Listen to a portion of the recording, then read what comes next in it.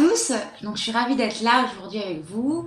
Alors moi donc du coup je suis Marie Gersalé, je suis chef de projet développement RH chez Promode, donc dans le retail.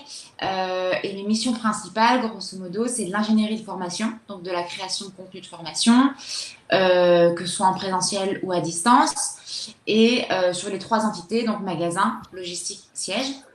Et j'ai aussi du coup l'animation d'une communauté d'apprenants, via des outils de formation. Et j'ai enfin donc d'autres projets donc RH, que ce soit de la gestion des talents, que ce soit de l'évaluation, voilà donc des projets. Voilà, je suis en lien avec les opérationnels RH, donc les RRH, et les experts métiers, les équipes en magasin, en siège ou en logistique. Voilà. Super. Et tu peux nous en dire un petit peu plus sur Promode aujourd'hui en France? Combien il y a de magasins, de salariés? Quel est le réseau? Ouais, alors Promode aujourd'hui, on est à peu près, enfin en France, on est à peu près 2000 salariés, euh, 300 sièges, 200 logistiques à peu près, et 1400 en magasin. Ils sont répartis du coup au côté magasin un peu plus de 300 magasins, donc partout en France. Et donc, du coup, c'est pour ça qu'il y a des problématiques de formation qui sont assez intéressantes parce que du coup, c'est un véritable enjeu de former des personnes qui sont éparpillées en fait sur tout le territoire français. D'accord. Et donc, je vais laisser Hamza se présenter. Alors bonjour à tous, donc c'est Hamza, je m'occupe du marketing chez Bidiz. Alors Bidiz, on est une solution de mobile learning. Aujourd'hui, on accompagne une centaine de grands groupes. On travaille aussi avec des moyennes entreprises, des petites entreprises, des organismes de formation. Et donc l'idée, c'est que le but, c'est d'apporter une nouvelle manière d'apprendre pour ces entreprises-là, sous des formats qui sont courts, ludiques. On va avoir une solution qui est tout à fait intégrable avec leur système, leur environnement d'entreprise. Et bien sûr, une touche de social learning qui est très importante et qui permet d'apprendre ensemble, mais aussi de développer des communautés d'apprenants. Donc aujourd'hui, parmi nos clients, j'ai la chance d'avoir Marine avec nous dans ce webinaire. Donc, Super.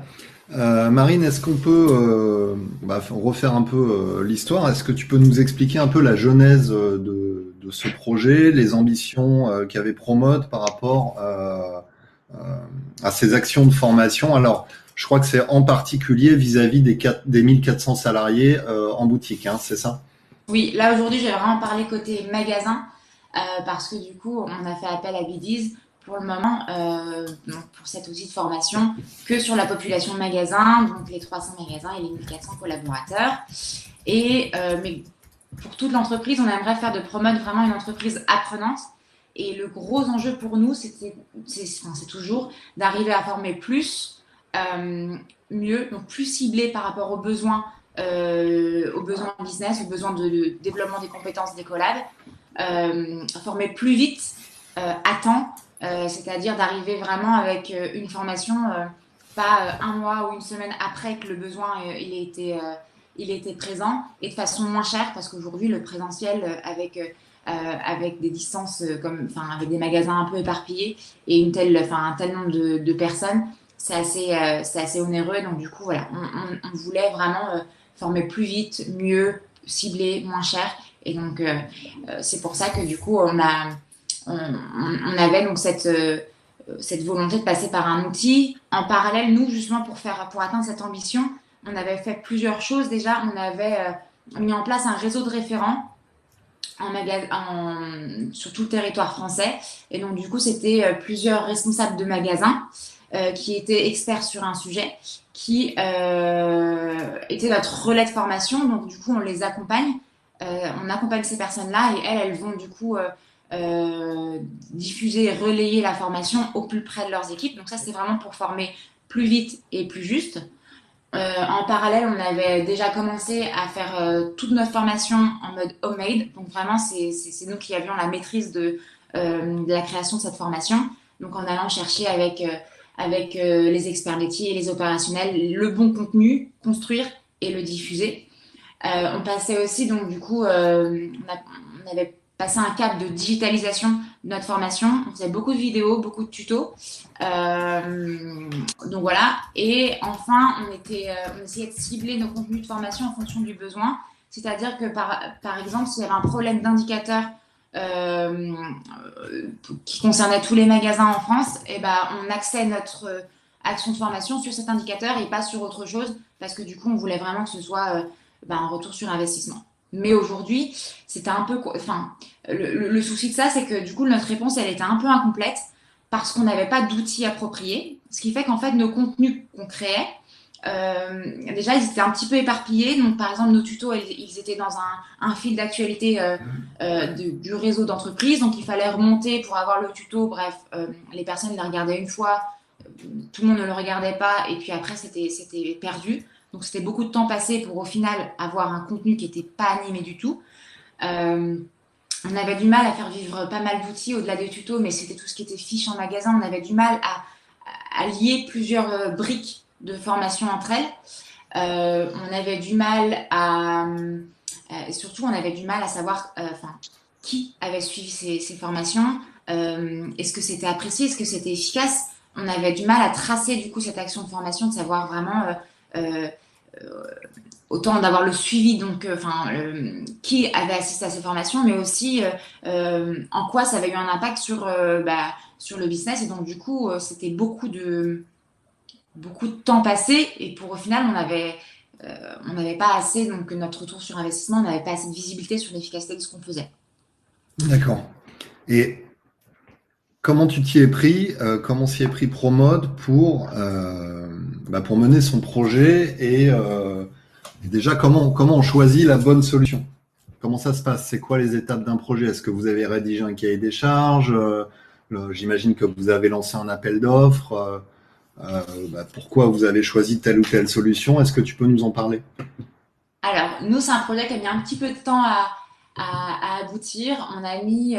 J'y ai réfléchi hier, on a mis à peu près 1 an entre le moment où on a voulu, on s'est dit, ça serait vraiment bien d'avoir un outil qui permette vraiment d'animer le tout, et le moment où on l'a lancé, parce que on a commencé notre benchmark d'outils, mais on n'avait pas forcément de cahier des charges, on ne s'était pas vraiment posé pour affiner ce qu'on voulait. Et donc, du coup, forcément, quand on rencontre pas mal d'outils, on est attiré par plusieurs angles d'approche, etc. Donc, on a mis un petit peu de temps, je pense, à sélectionner notre outil. Donc, je conseillerais pour les personnes qui se lanceraient, c'est d'aujourd'hui de définir vraiment ce qu'elles veulent faire avec l'outil, ce qu'elles veulent pas faire, les terrains qu'elles veulent emprunter, vraiment les vrais enjeux. Les enjeux de cet outil, par qui c'est utilisé, qu'est-ce qu'on y met, qu'est-ce qu'on n'y met pas, à quelle fin. Et ensuite, du coup, de faire le benchmark d'outils en connaissance de cause. Et donc, nous, on a choisi, du coup, Bidis donc, l'été dernier. Et on a signé, on a fait un benchmark qui était assez complet. On a choisi Bidis pour plein de raisons, mais je pense que je vous les détaillerai peut-être tout à l'heure. Et après, du coup, on a mis en place l'application en marque blanche, le contenu, l'organisation des statistiques, etc. En fin décembre, en fait, l'application la plateforme l'outil était prêt à être publié au magasin. Ouais. Ça marche. On a attendu un petit peu avant de le lancer parce que du coup, c'était pas la bonne période en termes d'activité. On voulait qu'il y ait une réelle adhésion à l'outil. Voilà. Ça marche. Hamza, quels sont tes conseils pour choisir une solution justement permettant de digitaliser la formation? Comment doivent s'y prendre les RH? Je pense que le plus important, c'est d'abord de connaître le besoin et les problématiques que les RH sont en train de rencontrer dans leurs entreprises aujourd'hui. Aussi, ce qui est important, c'est de communiquer avec les collaborateurs aussi, d'avoir leur retour et de comment ils se sentent avec la stratégie qui est mise en place aujourd'hui. C'est quelque chose qui aide beaucoup. Les problématiques, il y en a plusieurs. C'est sûr que tout le monde essaie de faire de son mieux pour en résoudre quelques-uns. Je pense qu'on peut arriver à un rythme où pas vraiment tout est parfait, mais donc presque parfait. Donc, parmi les problématiques aujourd'hui, on voit que les collaborateurs n'ont malheureusement pas suffisamment le temps pour se former, que ce soit en ligne, que ce soit en présentiel ou autre. Et chez plusieurs de nos clients, pas tout le monde peut accéder à ces formations. Donc, l'autre problème, c'est on voit qu'aujourd'hui, se former à un moment d'une formation synchrone, c'est quelque chose qui est très important, mais on voit directement avec la courbe de l'oubli que on a tendance à oublier 90% de ce qu'on vient de prendre au bout d'un mois. Donc, c'est aussi important de prendre ça en considération parce que le but, c'est pas de juste de faire une formation à un moment T et après on dit, ah, c'est bon, c'est fait. Aussi, j'ai conscience qu'aujourd'hui aussi, on voit le nombre de solutions qui augmente chaque jour. Ça aide pas trop. Mais je pense que c'est quelque chose qui est bien. C'est une bonne chose pour le domaine des ressources humaines. Ça rend les choses un peu plus compliquées pour les RH, mais ça leur laisse un peu le choix et la liberté de bien définir les besoins et de voir la solution qui répond réellement à ce besoin-là. Ouais. Alors, j'ai une question de Linda qui demande en fait à Marine si le mobile learning est le seul outil de formation chez Promode, ou est-ce qu'il y a d'autres programmes? Alors aujourd'hui, on n'a pas de LMS, donc c'est le seul outil de formation à dispo. Et alors du coup, question suivante de Florence. Comment être sûr de l'ancrage des apprentissages en digital? Comment ça se passe sur l'application? Comment tu peux valider, comment tu valides que la personne a suivi la formation, qu'elle a effectivement mémorisé cette formation?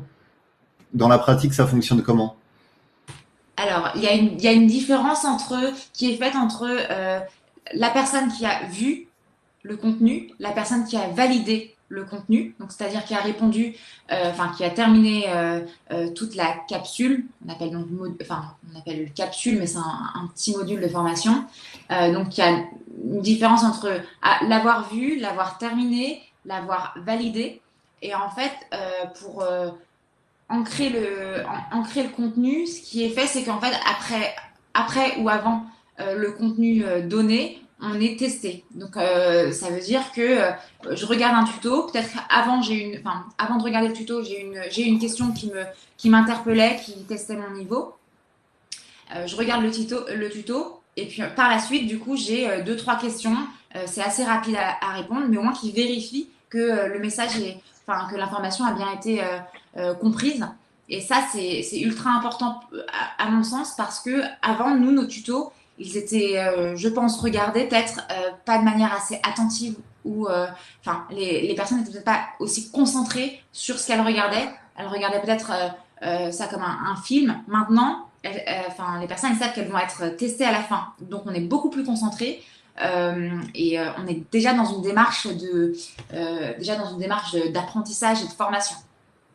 Donc on est un peu dans de la gamification, hein. L'idée, c'est de générer de l'engagement pendant la formation. Ouais, c'est ça. Il y a beaucoup, il y a une partie gamification qui nous a plu chez Bidis parce que au-delà donc du coup de valider ou de ne pas valider la capsule, on gagne des points qui décrochent des avatars. Donc on a pu personnaliser nos avatars en fonction de notre secteur d'activité. Donc c'est quelque chose oui, qui engage vraiment. Et sur une population magasin retail, les équipes sont vraiment dans le challenge et donc du coup c'est quelque chose qui marche bien. Et tu m'avais parlé de cette fonctionnalité là de mémorisation quand on a préparé le webinaire. Comment ça fonctionne et à quoi ça sert? Alors, on a en fait dans l'application, on a une partie catalogue où on a des parcours de formation qui sont composés donc de capsules. Donc ça, c'est une partie. Et en annexe, on a des fonctionnalités qui sont assez sympas. On en a deux. On a une fonctionnalité du coup mémorisation, c'est-à-dire une fois que j'ai passé un parcours, un mois ou le lendemain, quand je veux, je dis que j'ai 100 minutes devant moi. Donc je choisis le temps que j'ai à disposition devant moi. Donc ça peut être entre deux clients si j'ai un temps mort. Bon je demande à l'application dans 5 minutes de me tester avec des questions auxquelles j'ai déjà répondu. Et donc du coup ça ancre en fait, vu que la répétition elle fixe la notion entre guillemets, ça ancre ça ancre vraiment l'apprentissage et ça fait qu'on oublie moins rapidement. Il y a une deuxième fonctionnalité aussi qui est sympa, sur un temps un peu plus long, il me semble. Mais c'est, voilà, j'ai 10 minutes devant moi, j'ai pas envie de choisir dans le parcours un contenu qui m'intéresse ou qui, voilà, j'ai pas envie de défier le tout. Et bah, du coup, je demande à l'application de me choisir de manière aléatoire un contenu qui pourrait m'intéresser et qui rentre dans les 15 minutes qui me sont imparties. Alors la question un peu classique hein, qu'on a sur ce type de projet, Karine nous dit bah oui mais est-ce que tous vos collaborateurs sont équipés de téléphones portables pour avoir accès à l'application et s'ils n'en ont pas, bah, quels sont potentiellement les freins? Ouais.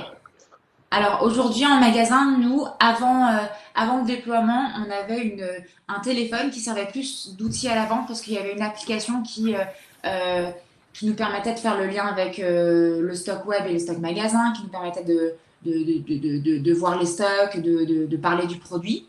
Mais on n'avait pas d'outil digital en magasin et on ne voulait pas se servir de ce téléphone parce que du coup, ça n'allait pas décoller. Donc, on a eu la chance de pouvoir pourvoir chaque magasin d'un iPad. Et donc, depuis lequel les équipes passent leur capsule. En parallèle, si elles le souhaitent, elles peuvent télécharger l'application sur leur téléphone perso. C'est pas quelque chose qu'on a recommandé, c'est pas quelque chose qu'on a interdit, on ne l'a même pas dit. Parce que du coup, on voulait assurer le droit à des connexions et voilà, qui veut, enfin, les personnes qui le veulent peuvent se connecter, mais on ne l'a pas recommandé. Mais donc, du coup, oui, nous, on a eu la chance d'avoir un, un device, du matériel qui a été alloué. Oui, donc du coup les salariés eux-mêmes utilisent leur propre téléphone. Pour, pour, Ouais, pour rebondir, pour rebondir, sur ce point, c'est le cas aujourd'hui aussi de pas mal de nos clients, hein. On commence toujours avec, on a à savoir aussi, pas seulement il y a l'application mobile qu'on peut utiliser sur téléphone ou tablette, mais on a aussi une application web qui est aussi assez optimisée pour les PC, les ordinateurs, etc. Mais à savoir, chez plusieurs de nos clients, ça commence toujours comme ça, avec voilà, vous pouvez utiliser ça en interne, en pro, mais il y a pas de recommandation de l'application et on voit directement que les collaborateurs eux-mêmes, ils vont aller télécharger l'application parce qu'ils veulent l'utiliser, que ce soit le week-end, que ce soit durant le temps du transport, etc. Donc, voilà, pour répondre, pour aller plus loin sur la réponse de Marie. Donc il y a Julie qui nous dit proposez-vous des formations en présentiel pour les boutiques? Et si oui, utilisez-vous le augmenté, c'est-à-dire du présentiel augmenté via l'application notamment digitale de Bidis qui peut être utilisée pendant des sessions de présentiel. Est-ce que ça c'est quelque chose qui existe ou qui est prévu à moyen terme? ouais, c'est prévu à moyen terme. Là, du coup, forcément, avec l'arrêt d'activité, ça a un petit peu mis les choses en stand-by. Pour le moment, du coup, euh, on se sert de la plateforme, mais on ne l'a pas encore lié avec du présentiel. Juste pour information, nous, on ne fait pas tout via l'outil. On s'en sert, enfin, tout ne peut pas être. Enfin, il y a certains cas dans lesquels le présentiel il est vraiment nécessaire parce qu'il y a de l'interaction, parce qu'il y a des échanges qui sont nécessaires pour que l'apprentissage se fasse. Nous, on essaye d'optimiser le présentiel. Et là c'est ce qu'on a prévu de faire, soit on demande aux apprenants avant la session présentielle de passer cette capsule-là. Comme ça met déjà donc l'apprenant dans une démarche de formation et d'apprentissage. Soit pendant, et ça on ne l'a pas encore testé, où ça sert d'animation et ça sert donc d'augmenter, enfin, c'est un présentiel donc augmenté, soit après où ça sert vraiment genre une semaine ou un mois après à ancrer vraiment le message et à ne faire que du coup les 2-3 heures de présentiel ne soient pas oubliées dès le lendemain ou le surlendemain. Mais le but, et ce qu'on souhaite aussi faire, et ce qu'on a déjà fait par contre, c'est que les apprenants, ils suivent une capsule, mais juste après, le responsable magasin anime sur le terrain par des mises en situation. Donc, c'est pas une formation pure parce que du coup, il y a pas des heures de formation, etc., qui sont dédiées et avec un calendrier un peu spécifique, mais il y a de l'animation sur le terrain. Donc, du coup, on arrive à articuler les deux. D'accord. Pour être très ludique, pour les gens qui n'ont jamais utilisé ce type d'application, on a parlé de capsule.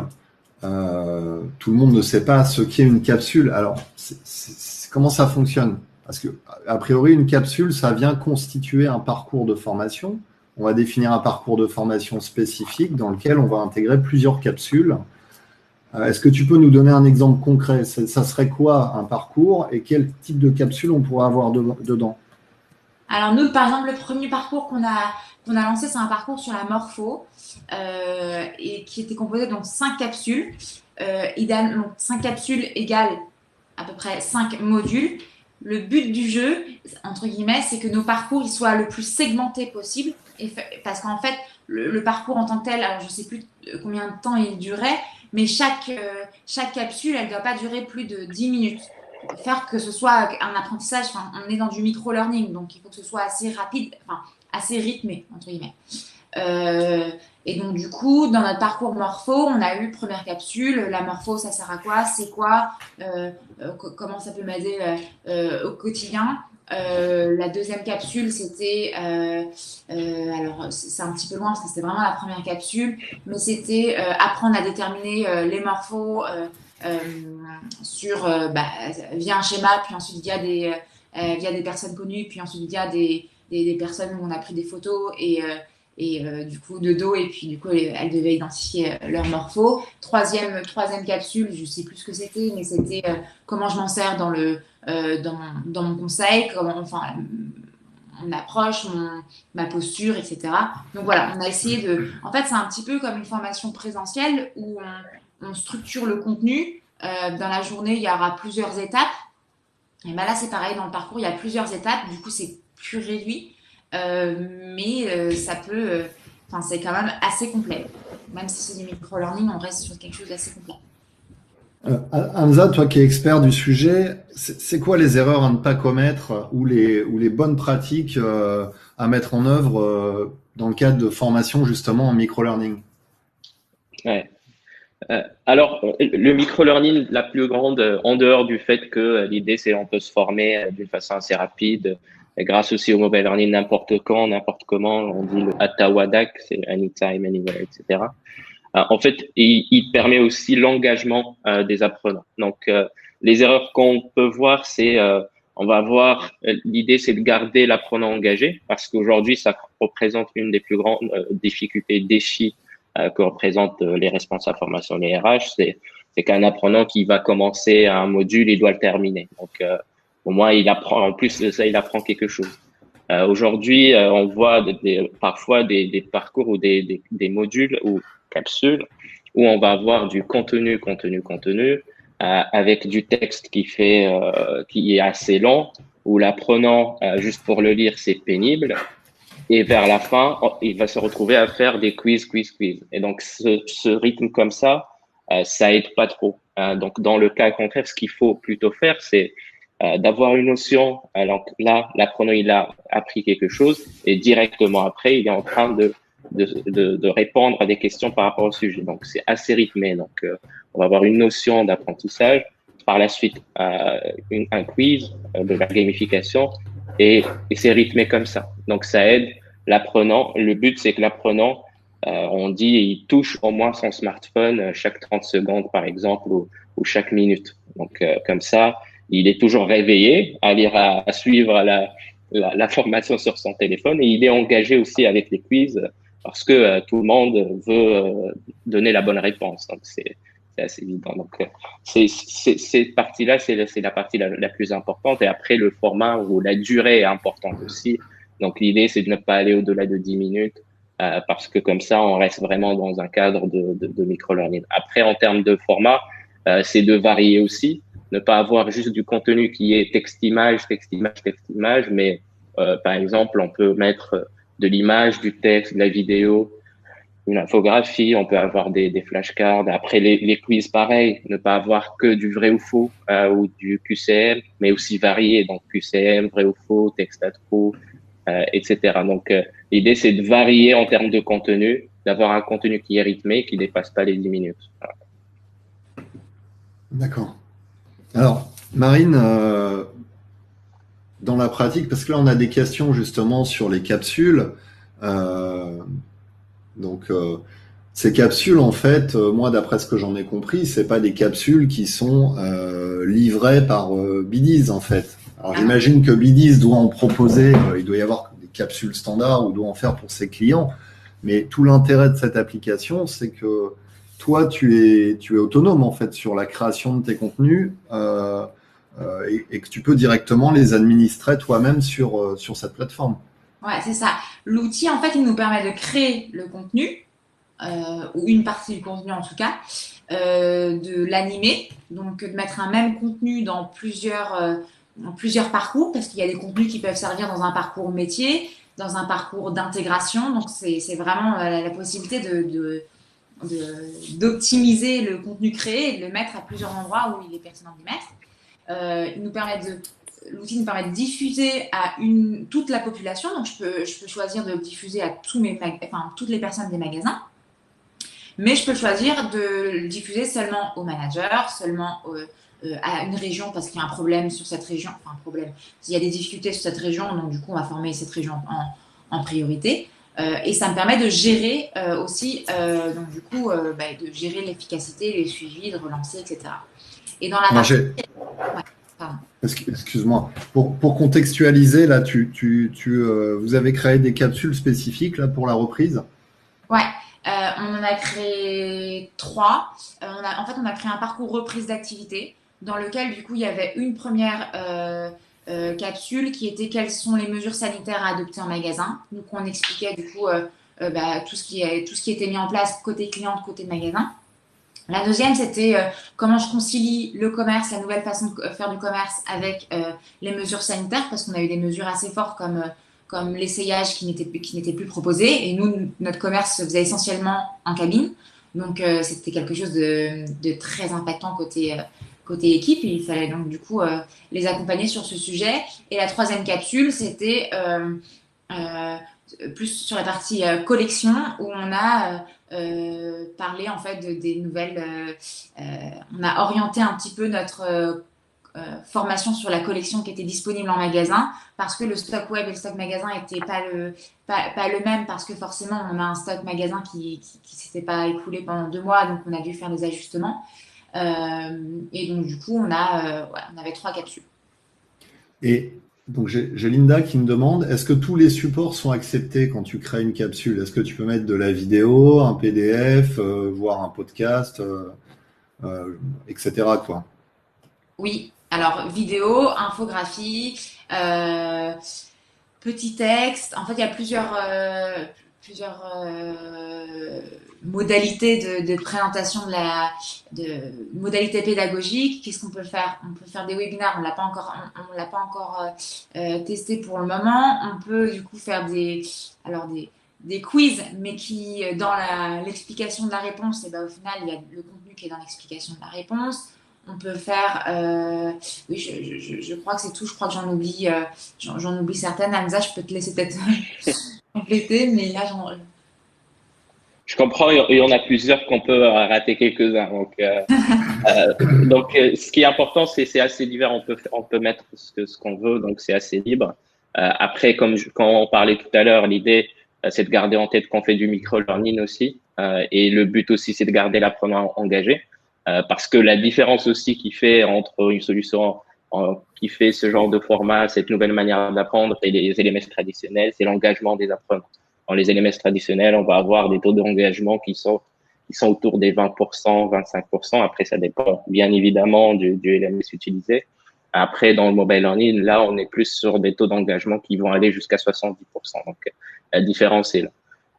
Le contenu, il va aller divers. On peut même aujourd'hui mettre des liens s'il le faut pour envoyer vers une page web qui permet de, par exemple, un article ou quelque chose pour informer aussi les collaborateurs. Donc, c'est quelque chose qui est tout à fait faisable. À savoir que aujourd'hui, l'intégration de notre solution est assez avancée, que ce soit d'intégration avec les outils RH ou business, que ce soit les intégrations LMS, intégration SIRH, je pense que c'est le cas pour Promode aujourd'hui, ou des intégrations avec les TMS, les CRM, et tout autre outil. Et comme là, dans le cadre aujourd'hui, on a aussi des clients qui utilisent le VRP, ils utilisent des webinars qui peuvent être ajoutés sur les capsules où on va avoir, par exemple, une capsule où on peut suivre un webinar comme celui-là, et juste par la suite, on va se retrouver à faire un quiz par rapport au webinar ou à avoir une capsule qui résume un peu ce qui a été dit, etc. Donc, ça aussi, ça permet de ancrer un peu ce qui a été dit durant ce webinaire, qui remplace aujourd'hui, pour le moment, il remplace toutes les formations présentielles en physique. Et si je peux me permettre, c'est justement super de pouvoir intégrer des choses qui sont faites en externe, des liens YouTube, des liens de conférences ou des podcasts, etc. Parce que vu qu'on fait tout nous-mêmes, s'il y a des choses sur lesquelles nous on fait beaucoup de montage vidéo, on crée beaucoup de vidéos, mais il y a des choses pour lesquelles il n'y a pas besoin de passer. Ce serait pas cohérent qu'on y passe du temps parce qu'il y a déjà la ressource ailleurs. Par exemple, sur les reprises, sur les mesures sanitaires, et ben on a appris un tuto pour comment mettre correctement son masque parce qu'il y en avait des sympas sur YouTube et donc du coup on va pas recommencer, on va pas créer quelque chose qui a déjà été créé. Et combien de temps ça prend de créer une capsule? Tout dépend de la capsule. Si pour la construire, du coup, on fait un petit peu comme une formation entre guillemets classique. On crée d'abord la structure. Enfin, l'objectif de cette capsule, c'est d'apprendre. Quel est le sujet d'apprentissage. Ensuite, on crée la structure et ensuite on va chercher l'information auprès des personnes qui l'ont. Donc, ça peut être des opérationnels en magasin, ça peut être des personnes au siège qui ont l'expertise. Ça dépend du sujet. Et ensuite, il faut du coup le pédagogiser, le rendre accessible, simple, et ensuite le séquencer. Ça dépend. Il y a des capsules qui peuvent être faites en 1 heure si on a tout le contenu, même pas en une demi-heure. Et il y a d'autres capsules qui peuvent prendre des jours parce que du coup, il y a du montage vidéo, faut tourner, faut filmer. Enfin, ça peut être un peu plus conséquent. Ça dépend. Alors, il y a beaucoup de gens là qui posent des questions et j'ai l'impression qu'il y a beaucoup de gens qui estiment que le mobile learning, finalement, c'est uniquement lié à la détention d'un téléphone. Alors, faut quand même qu'on précise que c'est pas uniquement mobile, c'est pas pour téléphone, hein. Moi, de ce que j'en comprends. Et ça, c'est important de le noter parce qu'il y a une erreur d'interprétation de beaucoup de gens. Mobile, ça veut simplement dire qu'on va pouvoir utiliser du micro-learning sur son téléphone portable, sur une tablette, mais aussi sur un MacBook, sur un PC, etc. Hein.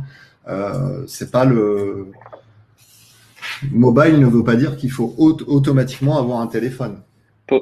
Pour aller plus loin, en fait, dans le mobile learning, ça veut plus aller dire en mobilité. C'est de la mobilité en termes de formation. Donc, on a le choix entre le téléphone, comme tu disais, l'iPad, la tablette ou même le PC, l'ordinateur. Donc, c'est la mobilité pas mobile de smartphone. Alors, quelle est la grande différence avec un LMS, Hamza?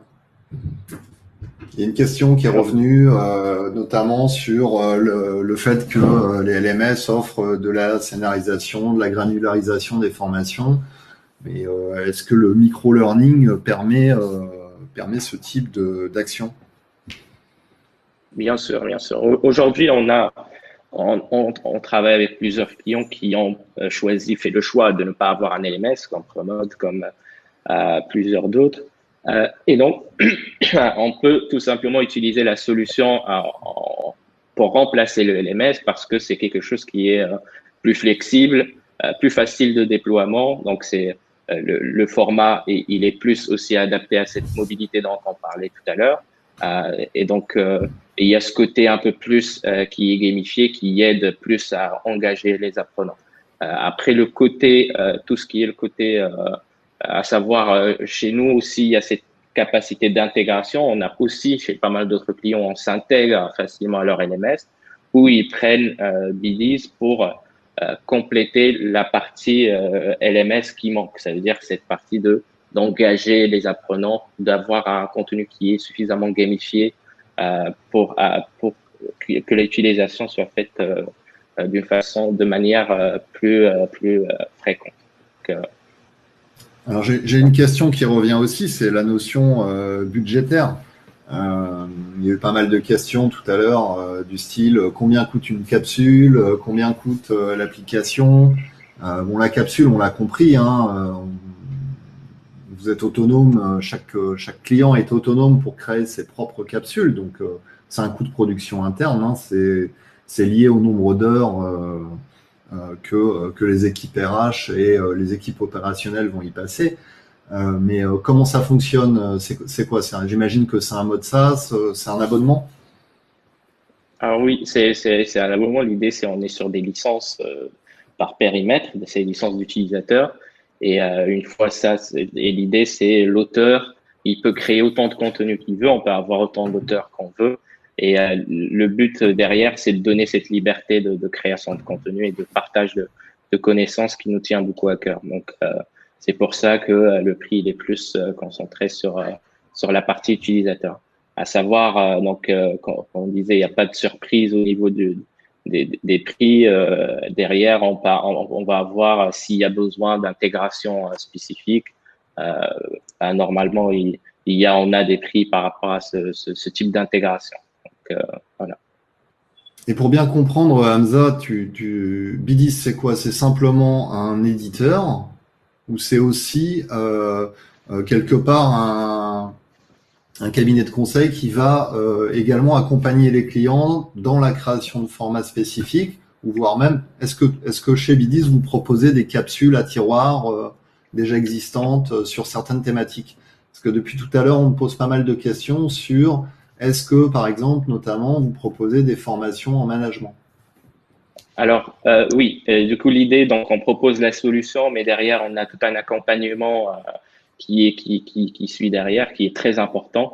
Et donc, l'accompagnement, il se fait surtout pour un appui et conseil au développement stratégique du projet de formation que l'entreprise veut mettre en place. Il y a aussi une coordination de la mise en place technique de la gestion du projet. Il y a tout un onboarding qui se fait au début, une formation sur aussi l'outil, mais aussi sur l'utilisation de tout ce qui est gamification, micro-learning, social learning, qui est un point, je pense qu'on en parlera tout à l'heure, mais aussi un support qui est continu auprès de l'équipe. Et donc aussi, par rapport au contenu, il y a une aide à la structuration du contenu de nos clients. On les forme aussi pour la création de contenu, comme ça, par exemple, comme Marie, qui est assez libre de créer son propre contenu.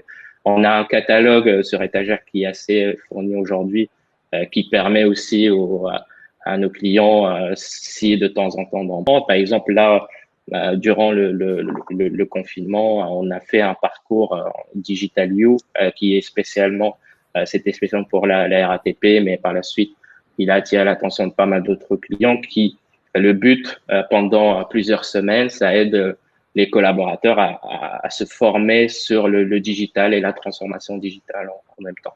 Donc, il y a le catalogue sur étagère. Après, on peut créer du contenu sur mesure selon le besoin de nos clients. Mais après aussi, on donne la liberté pour nos clients de créer leur contenu eux-mêmes. Voilà, donc. D'accord.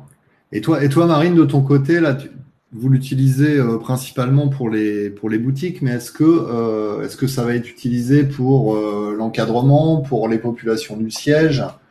Est-ce qu'il y a des formats qui sont déjà imaginés? Parce que déjà, j'imagine qu'au niveau des boutiques, entre je sais pas, un responsable régional et un vendeur, tu vas pas adresser le même type de formation. Ouais. Alors pour le moment, toutes nos formations côté magasin, elles sont orientées vraiment sur les équipes du terrain. Les équipes encadrantes, elles ont accès au même contenu, mais c'est vrai que c'est plus on leur donne accès pour qu'elles puissent animer lors de leur visite, qu'elles puissent animer via ce contenu leurs équipes, entre autres. On a prévu aussi le lancer au siège, alors plus ou moins prochainement.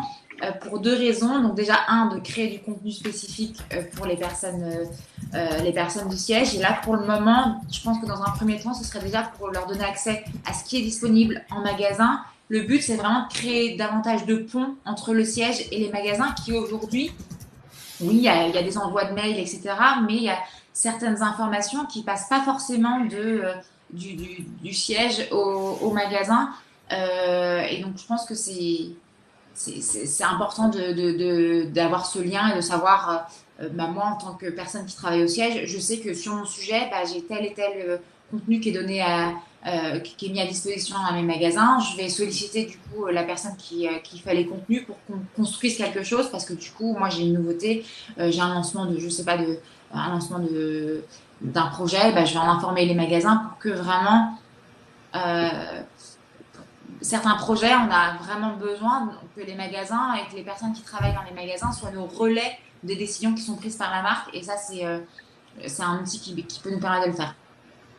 Alors, il y a une question que je ne t'ai pas posée quand on avait préparé ce Webi Café. Est-ce que tu utilises la solution, par exemple, pour accompagner le processus de onboarding?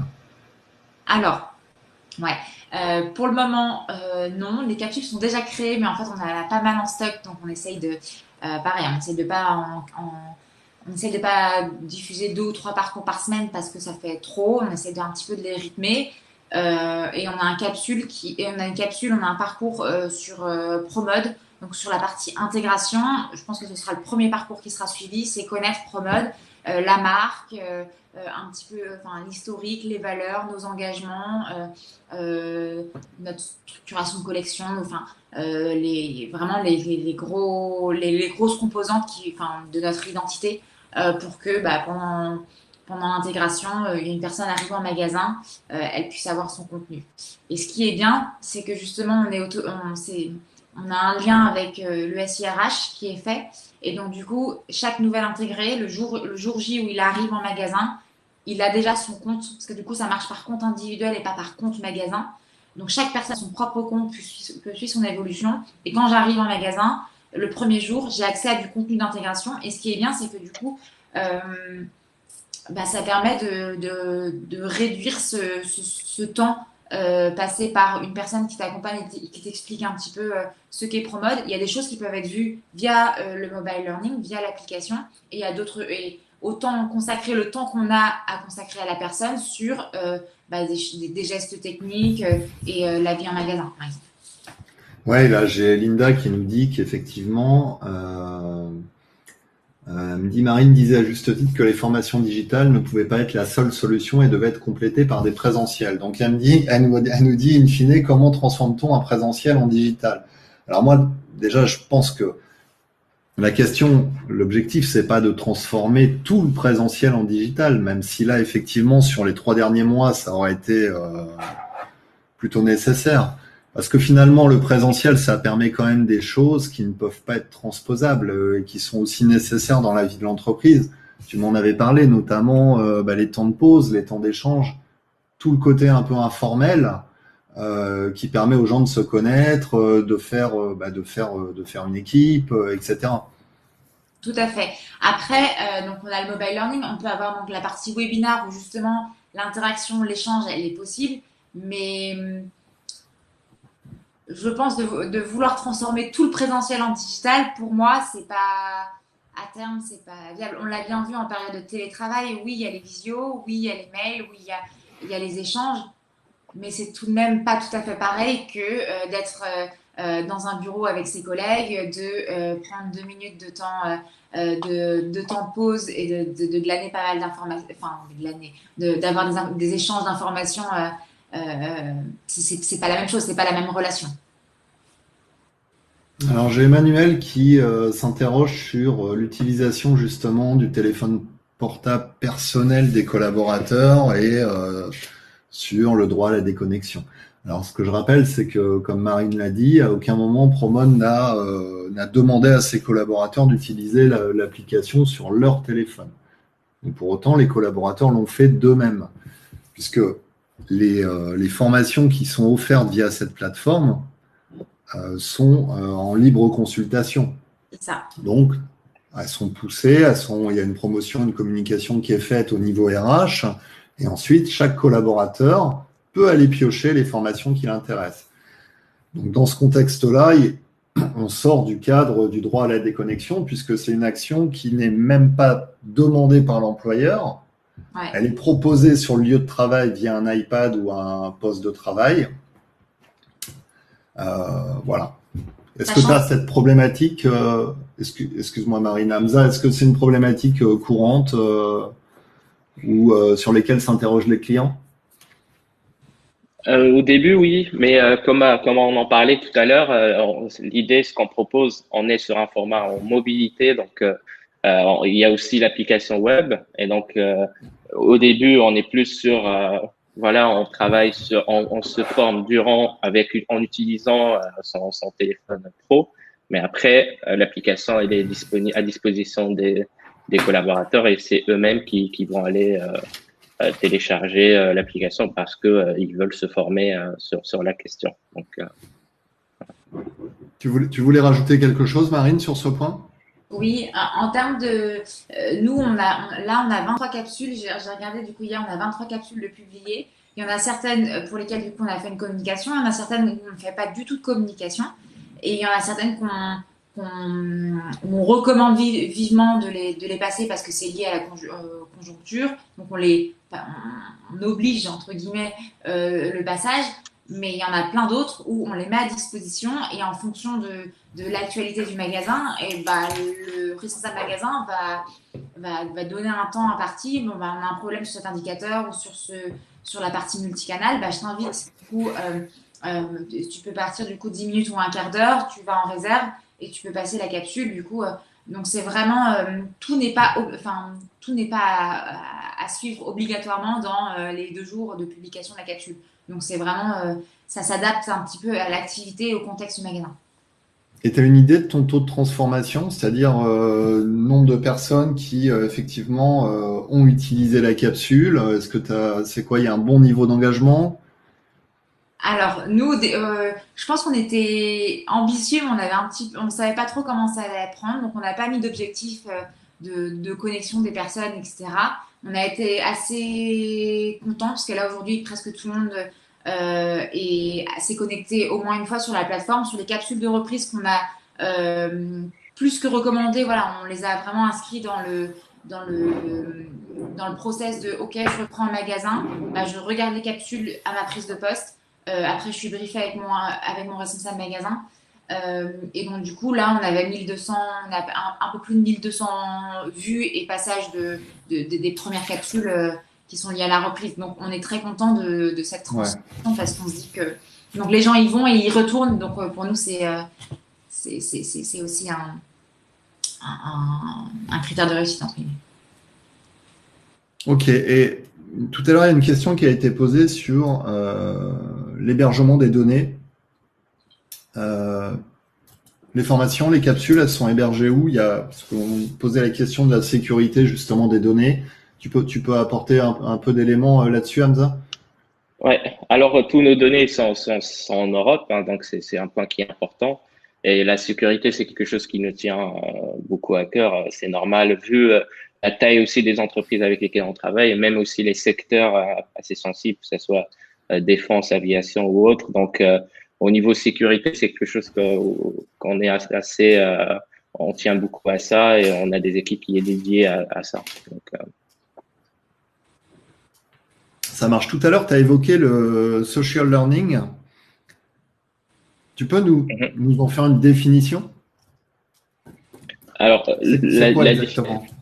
la définition la plus simple, c'est l'idée, ce qu'on veut faire avec le social learning, c'est de permettre aux collaborateurs de partager leurs connaissances. Donc, parce que aussi, on pense que une des meilleures façons d'apprendre, c'est d'enseigner. Et donc, l'idée, c'est que par exemple, moi, je connais un sujet spécifique, je peux aujourd'hui, grâce directement depuis le smartphone, ou même on a des clients qui donnent des accès à l'utilisateur à leurs ambassadeurs ou à quelques communautés pour créer du contenu directement. Et depuis le smartphone, je peux faire un geste métier, un témoignage et le partager directement avec mes collègues. Donc le social learning le permet à la fois de répondre à cette problématique quelle est la meilleure manière d'apprendre, mais aussi à cette question de contenu. Donc l'idée, c'est pour garder les apprenants engagés dans la solution, n'importe laquelle, bah, il faut du contenu qui est ajouté au fur et à mesure pour engager un peu plus les apprenants. Et donc, cette partie-là permet aussi d'accompagner les responsables formation ou RH dans en plus de la création de contenu qu'ils vont faire. L'idée, c'est d'avoir une communauté qui va créer le contenu.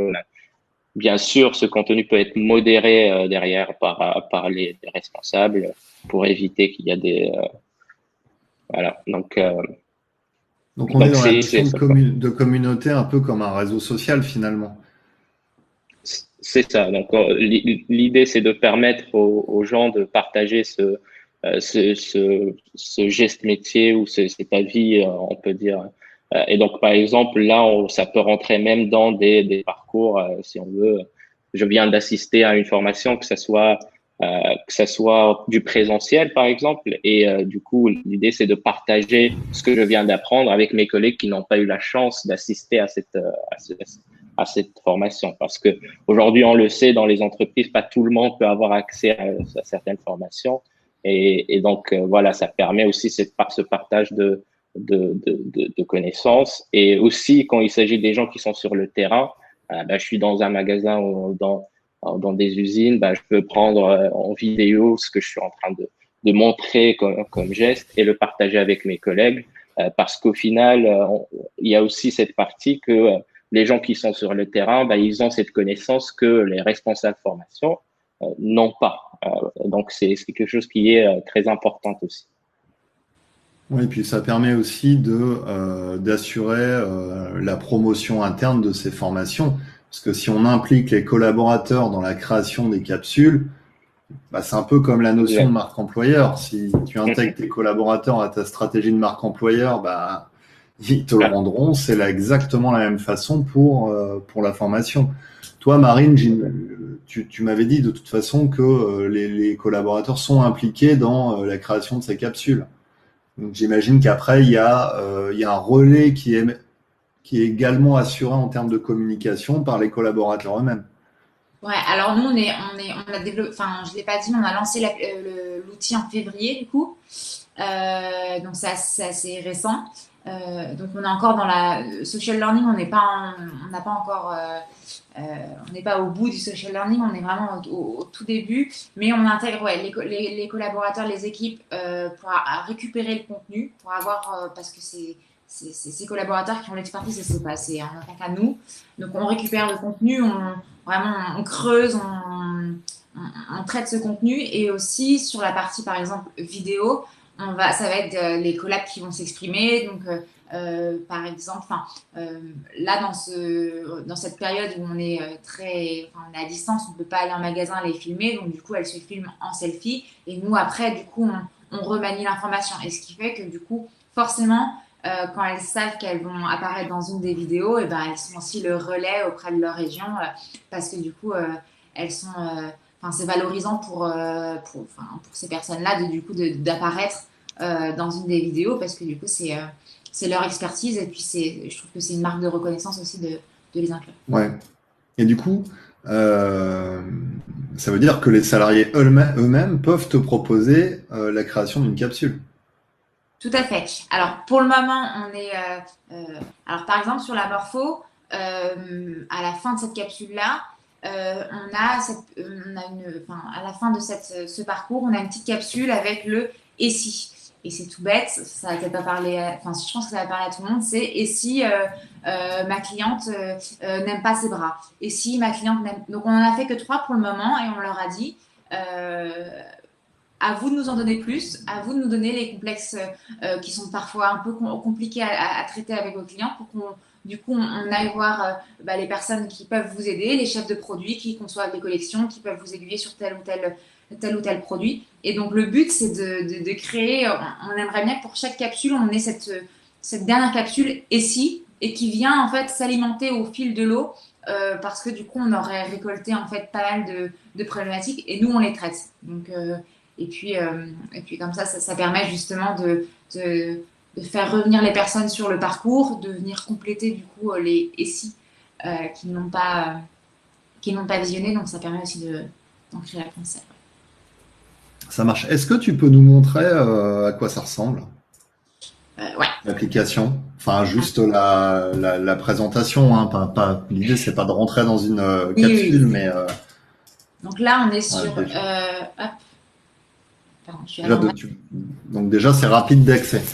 Ouais, c'est rapide d'accès, c'est une application du coup sur laquelle j'ai cliqué. Et là, donc du coup, on a un catalogue.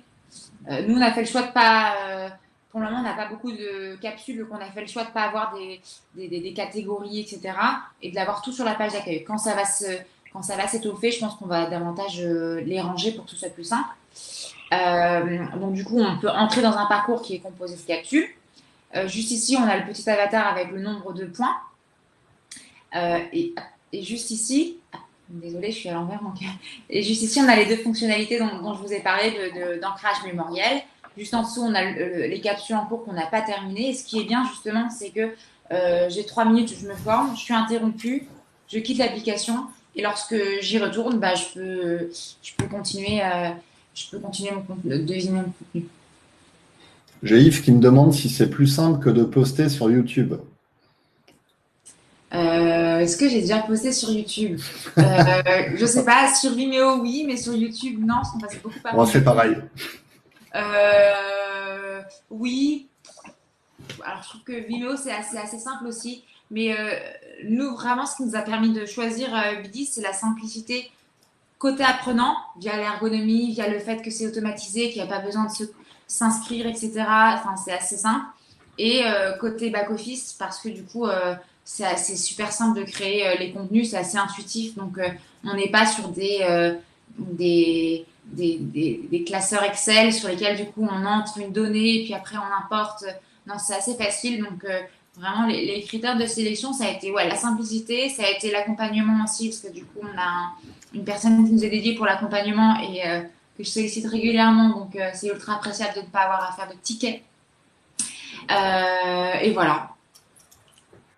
Quand tu dis de ticket, ça veut dire que tu appelles quelqu'un qui est un interlocuteur unique chez Bidis, c'est ça? C'est ça, parce qu'il n'y a pas de, il y a pas de gros problèmes ou de gros bugs, mais il y a toujours des petites questions, des petites choses qui fonctionnent pas. Et donc, du coup, c'est assez réactif enfin, c'est assez fluide dans les échanges et on a une réponse assez réactive, donc c'est appréciable. Par rapport à des LMS classiques, en tout cas, qu'on avait sollicité, c'est quelque chose qui est entré en compte dans notre prise de décision. D'accord. On a déjà fait un bon tour, hein, je pense, des différents sujets. Est-ce que Hamza, tu souhaitais mettre l'accent sur un point en particulier ou rajouter quelque chose? Je pense que là, pour préciser, l'idée dont on a parlé, c'est de montrer aussi, c'est de mettre en avant le comment du coup Marine et Promode ont évolué de cette partie-là avec des fiches du présentiel et des choses comme ça à du digital avec une solution comme Bidis. Donc, je pense que c'était important de mettre ça en avant et surtout d'avoir son avis que je remercie pour, pour, pour les exemples et les explications qu'elle a données. Et donc, ce qui est vraiment important de notre côté, c'est on travaille tous les jours donc vers une vision qui est de faciliter la transmission des connaissances entre les gens. Et donc, c'est pour ça que ce soit l'outil auteur, c'est très simple de création. La création de contenu, elle est très simple pour permettre et donner l'opportunité à ces responsables RH qui n'ont pas le temps beaucoup de temps pour réserver à ça, pour créer du contenu d'une manière assez simple, mais aussi de permettre aux collaborateurs de partager leurs connaissances, de partager leurs avis eux aussi et de partager leur savoir, donc ce qui est un point vraiment important. Donc voilà à peu près sur quoi, ce qui nous tient vraiment à cœur. Et voilà, donc après, je sais pas si des gens ont d'autres questions, je pense, n'hésitez pas je Alors, pense il y a qu'il y une a question. Christophe là Il y a, Ouais. il y a une question. Est-ce que Bidis peut équiper un organisme de formation?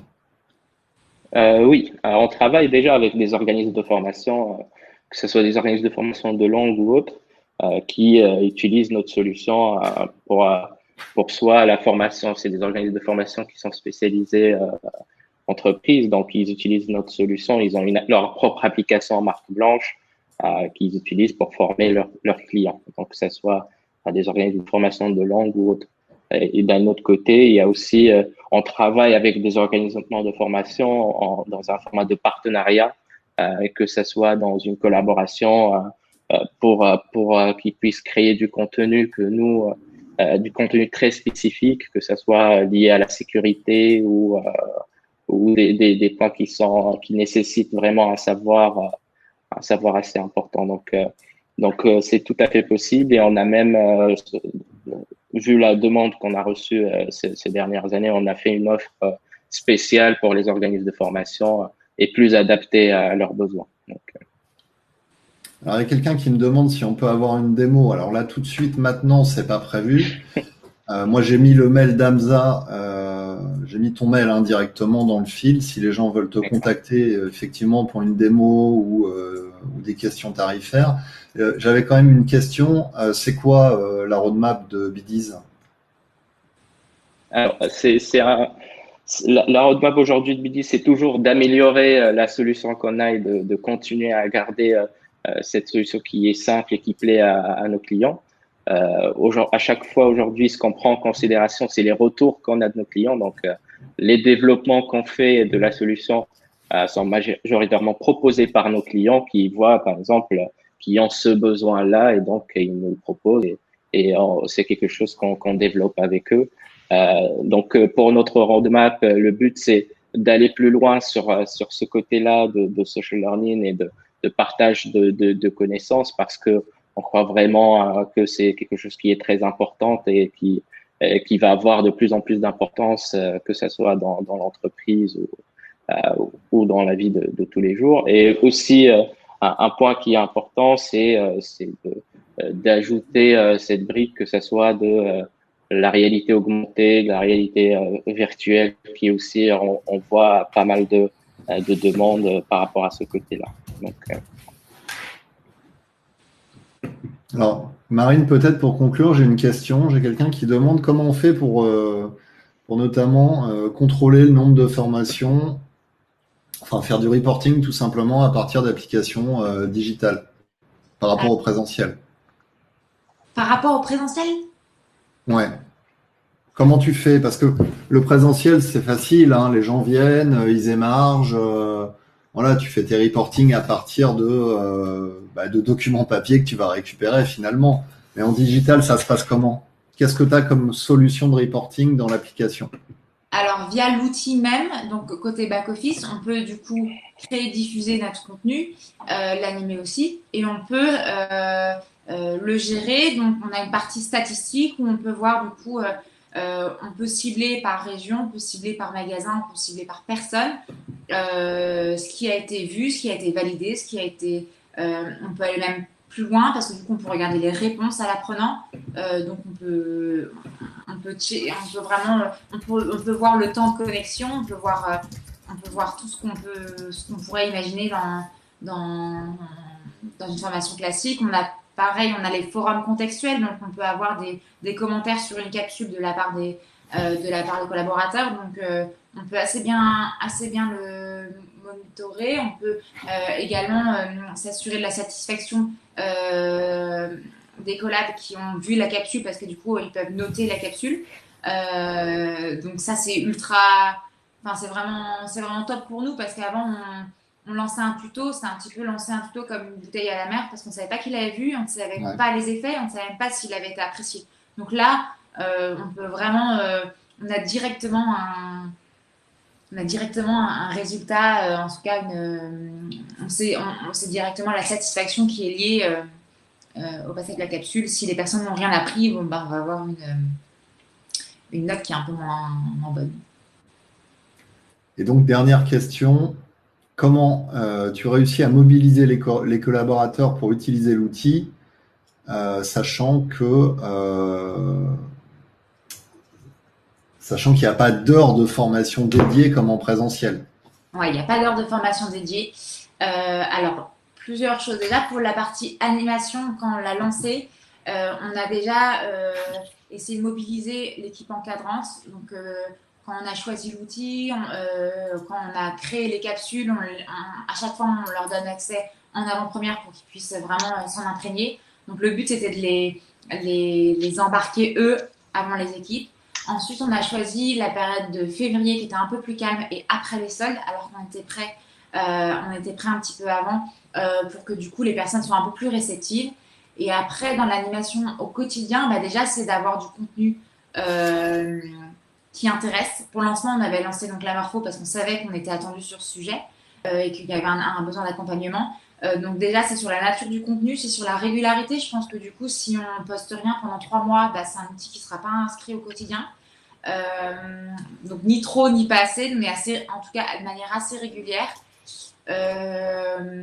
Et comment on engage, je pense que c'est parce que du coup c'est assez simple d'utilisation, qu'il n'y a pas de bug, c'est tout bête, mais c'est automatisé, il n'y a pas de...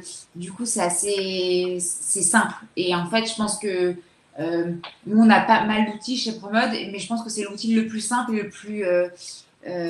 en fait, ça ressemble à n'importe quel autre, entre guillemets, appli je sais pas, c'est un mélange de... Ouais, il y a pas mal de codes, en fait, des nouvelles applis qui fonctionnent et ergonomiquement, et c'est assez simple. Donc, c'est ce qui engage, à mon sens. Super. Tu vas peut-être pouvoir vendre tes capsules sur la morpho, hein, parce que on est pas mal à avoir morflé pendant le confinement, hein, en termes de morpho. Par manque de sport. Hein. On va rajouter une capsule et si ma cliente a grossi pendant le confinement. Ouais, c'est sûr. Bon, écoutez, super. Je pense qu'on a fait le tour de la question. Et donc, ce Webi Café sera diffusé en replay dans l'après-midi sur Mayer Ashline. Je vous remercie. Merci Hamza, merci Marine. Et puis, je vous souhaite un bon appétit et à bientôt. Merci. Bonne journée. Au revoir. Bonne journée. Au revoir.